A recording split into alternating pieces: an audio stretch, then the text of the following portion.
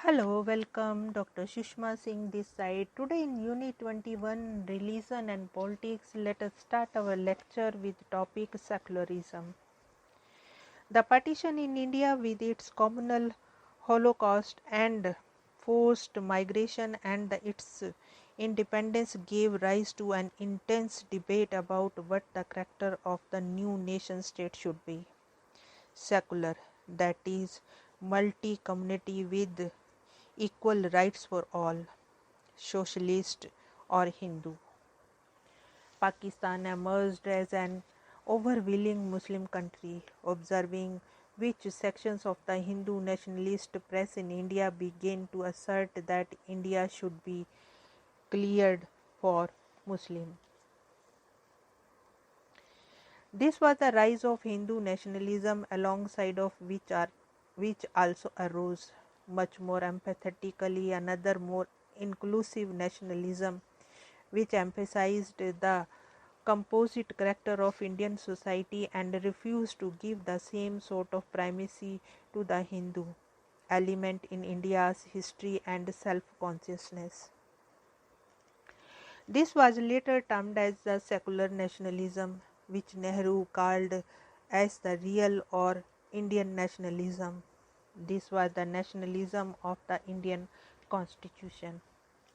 The Indian Constitution reflects a national consensus about the vision of a secular Indian polity which emerged during the national struggle.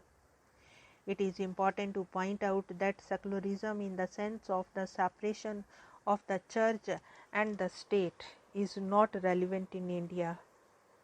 Here it implies an impartiality of the state in its dealing with the citizen possessing different faiths.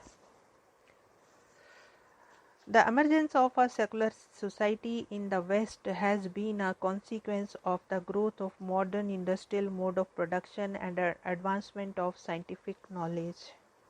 While the growth of scientific knowledge leads to a decline of cognitive function of the religious and the scientific world, the rise of modern industrial societies have been accompanied with a process of differentiation, whereby various parts of the society and their functions becoming increasingly specialized based on knowledge. The notion of the secular in India is thus different from that of the West. The deviation from the archetypical secularism was based on the plea made by Dr. Ambedkar that the influence of religion, such as caste system in this country, were so vast that they covered every aspect of life from birth to death. He said, unless the state had the power, it would be impossible for our legislatures to enact any social measures. Gandhi also believed that the secular law in certain cases could be used to tackle social evils. India's secularism bears the impact of the non-dualist worldview of the Indian people, as well as the impact of India's plural society and India's experience. Hence, it has been rightly described as the canopy concept, all-inclusive concept based on universal tolerance, in which the state has been assigned the role of a reformer of a society in which religion determines the social structure and social behavior. There is a growing skepticism among intellectuals about the use of secularism in India, whether secularism is good for India, particularly in the wake of social and political upheavals witnessed in the past few years. The social and political turmoil in the country does not make the case for the secularism weaker, it makes it stronger.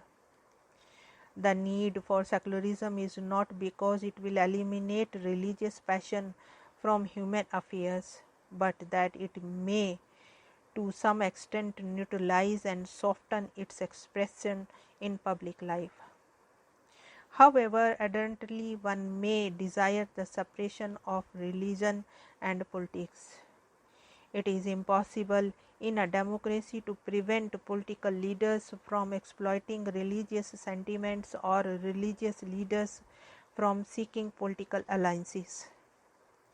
India is both culturally and demographically different from Western countries such as Britain and France.